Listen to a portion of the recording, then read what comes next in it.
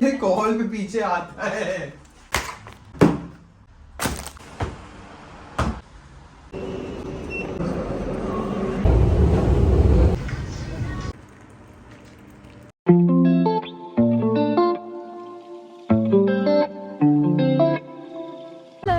अस्सलामुअलैकुम एवरीवन, क्या हाल चाल है आप सबके। Hope you guys are doing really well and welcome back to my channel. Vlog सुबह ही सुबह से स्टार्ट हो चुका है। हमें आज एक ज़रूरी काम से बाहर जाना था, सो हम सुबह सुबह 8 बजे ही निकल गए हैं। आप लोग भी साथ चलिए। एंड यहाँ पे फाइनली विंटर्स आना शुरू हो गई हैं, इसलिए गर्म कपड़े अब निकल चुके हैं।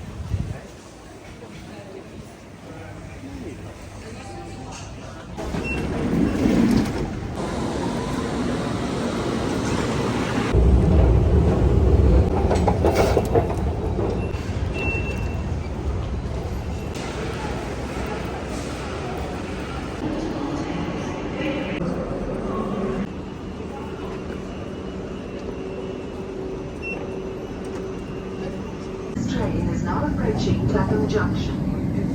If you see something that doesn't look right,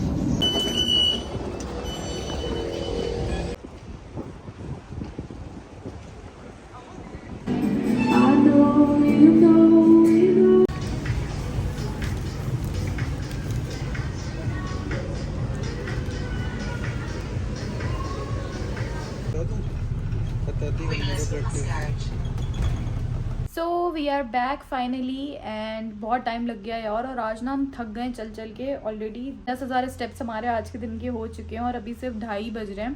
पूरा दिन बचा हुआ है, सो घर के काम वगैरह भी करने हैं, अभी देखने। सो थोड़ा सा रेस्ट करेंगे, उसके बाद अपने अपने कामों पे दोनों लगेंगे। बट ये है कि आते हुए हम लोगों ने हलाल सब्वे खा लिया था, ताकि आते ही खाने की टेंशन ना हो, और भूख भी बहुत ज़्यादा लग रही थी। सो बस अब थोड़ी सी ग्रीन टी पीऊँगी, ज़रा दिमाग मेरा रोशन हो जाए, फिर उसके बाद घर के कामों पे लगेंगे। प्लान यही था कि थोड़ा रेस्ट करूँगी, घंटा 1.5 घंटा, फिर उसके बाद उठ के काम करूँगी। लेकिन सडनली इतनी तेज़ धूप आ गई थी और इतना ज़्यादा सनी वेदर हो गया। मैंने एक्सपेक्ट ही नहीं किया था कि आज इतना सनी वेदर होगा। इनफैक्ट वेदर ऐप में भी पूरा डे ही रेन थी। सो आई वॉज अमेज्ड। मैंने सोचा चलो जी मौके का फ़ायदा उठाते हैं, और अगर धूप निकल ही आई है तो कपड़े धो देते हैं, क्योंकि यहाँ पे ना बस अब वो वेदर शुरू हो चुका है जब हर वक्त बारिश हुआ करेगी और ठंड हुआ करेगी, तो कपड़े सुखाना थोड़ा मुश्किल हो जाता है ऐसे सीज़न में। इसलिए मैंने सोचा कि आज अपनी वाइट लॉन्ड्री तो कम से कम कर ही लूँ, ताकि हफ्ता 2 हफ्ता के लिए ये टेंशन ना हो।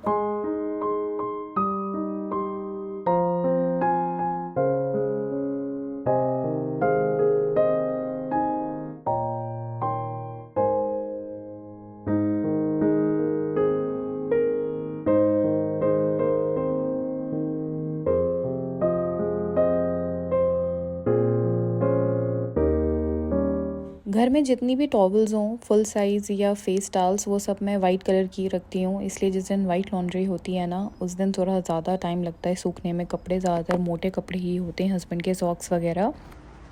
आप लोगों को पहले भी बता चुकी हूँ, मैं वाइट कपड़े जब भी वॉश करती हूँ उसमें वैनिश ज़रूर ऐड करती हूँ, क्रिस्टल वाइट। ये बहुत अच्छा रिजल्ट देता है। जैसे पाकिस्तान में ब्लीच यूज़ किया जाता है, इसमें कोई भी ब्लीच पार्टिकल्स नहीं ऐड हुए हुए होते, लेकिन ये इसका रिजल्ट वाकई बहुत अच्छा है। आप लोग ट्राई कीजिएगा, वाइट कपड़े वाकई चमक जाते हैं एकदम। अब जब कपड़े वॉश हो रहे हैं तो एयर भी फ्री करना था, क्योंकि उसी पे कपड़े हैंग होंगे। इसलिए जो कपड़े धुले हुए पहले से हैंग हुए हुए थे, वो सब मैं अब फोल्ड करके उनकी जगहों पे रख रही हूँ। ये काम ना बस मैं बड़े बेदली से करती हूँ, मुझे बिल्कुल अच्छा नहीं लगता लॉन्ड्री फोल्ड करना। शुरू से ही शादी से पहले ना मुझे इतना बुरा लगता था ये काम, मैं सही से करती भी नहीं थी और हमेशा अम्मी से डांट खाती थी। इनफैक्ट मैं कपड़े भी हमेशा उल्टे ही उतारती थी, वो आदत तो मेरी अब तक है। बचपन से 1000 बार सुन चुकी हूँ कपड़े उतार के सीधे करके धोने के लिए डाला करो, लेकिन अब तक मैं सुधरी नहीं हूँ। अब खुद ही मुझे सीधे करने पड़ते हैं तय करते हुए, बट क्या करें, कुछ आदतें आपको बुरी लगी हुई होती हैं जो नहीं जाती। और बड़े होने तक ना मेरी कबर्ड वगैरह मेरी बाजी, जो मेरी बड़ी सिस्टर हैं, वो सेट करती थी, और इतना गुस्सा करती थी ना जब जब वो मेरी कबर्ड ठीक करती थी।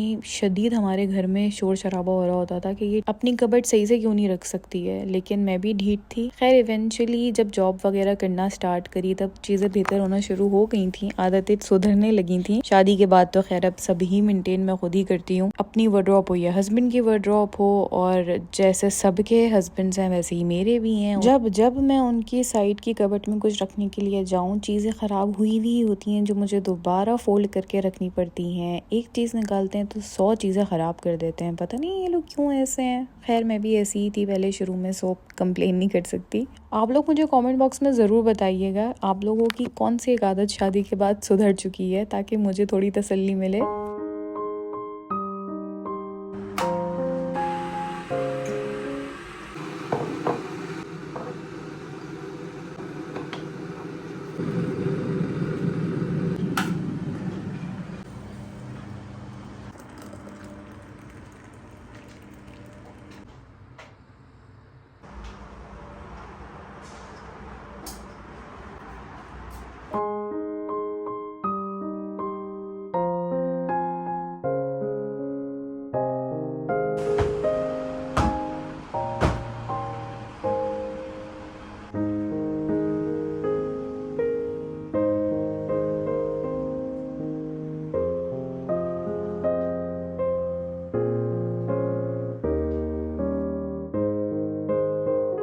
फाइनली मैं अपनी ग्रीन टी लेकर बैठ गई थी रेस्ट करने के लिए थोड़ा सा, जो मुझे आते ही करना था। वो इतने सारे काम बैक टू बैक होते गए और वो रह ही गया। ऐसे ही होता है सारी होम मेकर्स के साथ, एक के बाद एक काम निकल ही आता रहता है। और इस वक्त भी मैं काम ही कर रही थी, आप लोगों के जितने भी कॉमेंट्स आ रहे थे उन सबको रिप्लाई कर रही थी। And it's very time consuming to reply each and every one of you. अपनी ईमेल्स वगैरह चेक कर रही थी। कोशिश करती हूँ दिन में एक दफ़ा आप लोगों को सबको रिप्लाई ज़रूर करूँ, फिर भी कोई ना कोई रह ही जाता है।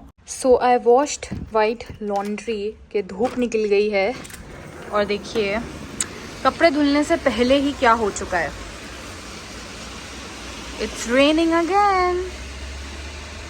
ये है यूके का वेदर, कभी भी समझ में नहीं आता है, बहुत अनप्रेडिक्टेबल है। कभी धूप, कभी बारिश, कभी ठंड, कभी गर्मी। एक दिन के अंदर कभी कभी चार मौसम भी देखने के लिए मिल जाते हैं, बट अल्हम्दुलिल्लाह ये भी अल्लाह की नेमतें ही हैं। चलें जी, कपड़े तो वाइट मेरे अब धुलते ही रहेंगे, फ़ायदा कोई नहीं। मैं आ गई अपनी असर की नमाज़ पढ़ने के लिए, साथ में मैंने कुरान पढ़ा। डेली मैं ज़ोहर की नमाज़ के साथ कुरान पढ़ती हूँ, लेकिन क्योंकि आज ज़ोहर की नमाज़ हमने बहुत जल्दी में पढ़ी थी, बाहर गए हुए थे, इसलिए फिर मैंने असर में ही सुकून से कुरान पढ़ लिया। और बाहर बारिश हो रही थी ना, इतना सुकून मिल रहा था मुझे इस वक्त यहाँ बैठकर, काफ़ी अच्छा लगा, एकदम माइंड फ्रेश हो गया। और बस फिर बाकी घर के कामों पे लग गई मैं।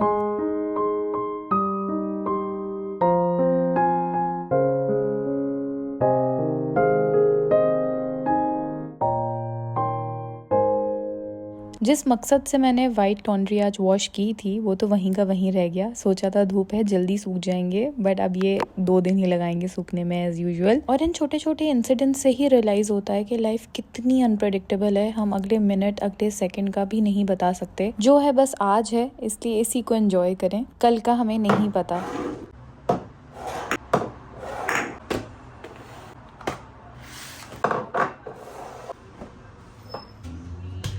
सुबह जाने से पहले चिकन डिफ्रॉस्ट करने के लिए बाहर छोड़ के चली गई थी। अब वो अच्छे से डिफ्रॉस्ट हो गई है, तो बस उस पे मैरिनेशन लगा रही हूँ। तंदूरी चिकन बना रही हूँ, काफ़ी ज़्यादा हैंडी रहता है मेरे लिए। रात में हस्बैंड को इसी के साथ रोटी बना दूंगी, साथ में दाल रखी हुई है कल की, सो वो एंजॉय कर लेंगे। मैं भी इसी का या तो रोल बना लूँगी या सैलेड के साथ खा लूँगी। काफ़ी ज़्यादा मुझे आसानी हो जाती है। बस इसको मैरिनेट करके 2-3 घंटे के लिए छोड़ दूँगी और फिर एयर फ्रायर में मैं इसे विदाउट ऑयल ही बना लूँगी।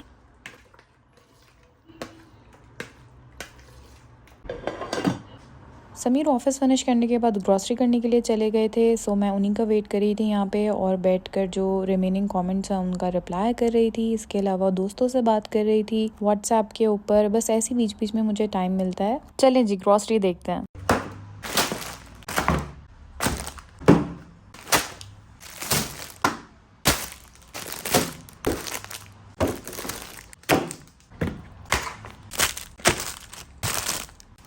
ये थी सारी हमारी वीकली ग्रॉसरी, जो वीकेंड से पहले ही करनी पड़ गई थी। कुछ चीज़ें ख़त्म हो गई थी तो हस्बैंड चले गए थे और सारा सामान लेकर आ गए थे।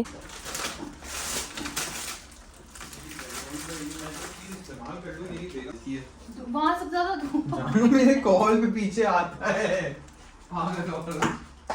पूछो, मैं हाथ लगा दूं, जिस पे मेरी निशानी आ जाए बस वो मेरे पीछे आके लगता है। ये है थोड़ा सा हमारा फ़नी BTS। दिल चाह रहा था इसको व्लॉग में ही इंक्लूड कर दूं। एक्चुअली हुआ ये था कि क्योंकि धूप नहीं है घर में और बारिश हो रही है, सो हस्बैंड के रूम में सिर्फ एक कॉर्नर पे हल्की सी सनलाइट आ रही है। मैंने वहाँ पे हमारी यूज्ड टॉवल जो उनकी चेयर है उसके पीछे हैंग कर दी ताकि सूख जाए। वो बेचारे तपते हुए आए क्योंकि उनकी चल रही थी एक मीटिंग और वीडियो कॉल पे पीछे नजर आ रही थी टॉवल, तो वो मुझे आके अभी यही कह रहे थे कि यार सब नजर आता है। ऐसी फनी हरकतें हमारे बीच होती रहती हैं। अब मैं आप लोगों के साथ शेयर करने वाली हूँ एक यमी एंड अमेजिंग सा कॉम्बिनेशन। आप लोगों ने ज़रूर ट्राई करना है। अगर आप लोगों को पाइनएप्पल पसंद है तो पाइनएप्पल चंक्स लें और उसको कैन पेपर के साथ एंजॉय करें।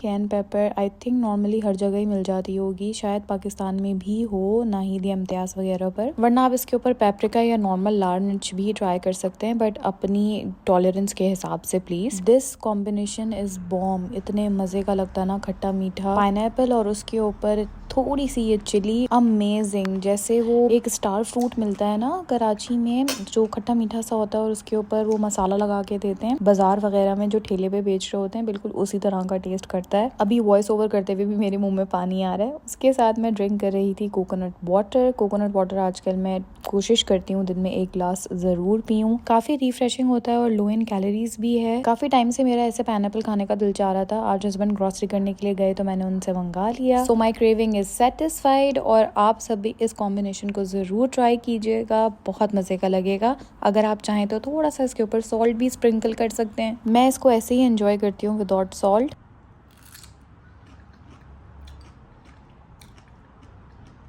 अभी मैं ये सुकून से बैठ के खा ही रही थी, इतनी तेज आवाजें आना शुरू हो गई बादल गरजने की और बहुत शदीद तेज बारिश स्टार्ट हो गई। लाइक लिटरली मुझे डर लगना शुरू हो गया था, इतनी तेज लाइटनिंग हो रही थी।